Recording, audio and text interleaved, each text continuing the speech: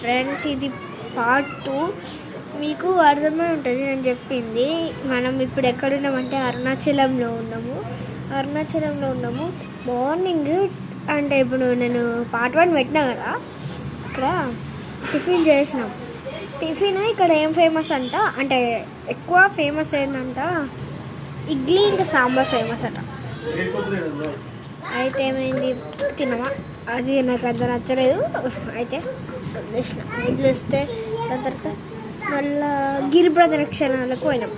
నడువుడు అంటే 5-6 గంటలు పడుతుందంట, అంటే 5-6 hours పడుతుందంట నడుచుకుంటూ పోతే. బండిలలో పోతేనేమో అంటే ఇప్పుడు ఆటో, కార్, బైక్ అట్లా నడుచుకుంటూ అట్లా పోతేనేమో ఒక 1 or 2 hours అవుతుందంట. అయితే మేము అంతే చేసినాం, ఎందుకంటే నడువుడు ఇట్లా ఎక్కువ టైం లేదు కదా, అందుకనే అట్లా చేసినాము.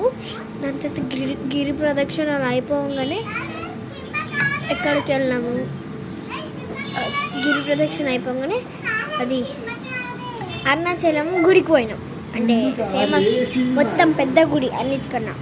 ఆ గుడిలోకి పోయినాం. ఆ గుడిలోకి పోయినాక ఏమైంది, ఇట్లా ఉంటుంది కదా, రో ఉంటుంది కదా, లైన్లో నిలబడాలి కదా.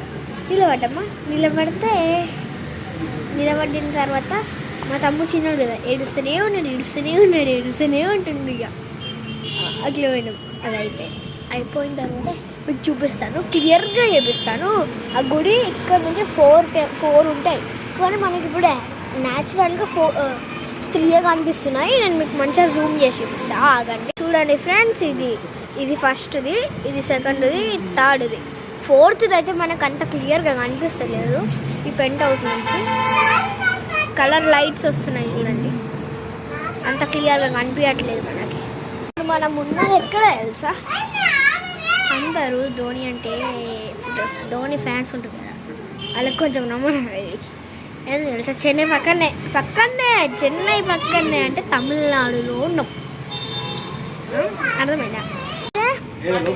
ప్రదక్షిణాలు అయిపోయినాక మా తమ్ముడు ఏడుస్తుండు కాబట్టి ఇంకా ఎగ్జిట్ చూపించుకొని పోయినాం. పోయిన తర్వాత ఏమైంది, గుడికి వచ్చినాము. ప్రసాదం తినకుండా పోతే తూ అంటారని ప్రసాదం తినిన తర్వాత మళ్ళీ ఉరుకుడు టైం అయింది. అందుకని ఫాస్ట్గా ఉరికి పోయి ఆడు ఒక 1 hour ఆపిండు. దేవుడి దగ్గర 1 hour ఆపిండు. దేవుడి దగ్గర 1 hour ఆపిన తర్వాత దర్శనం చేసుకున్నాం. ఇదండి యాక్చువల్ కథ.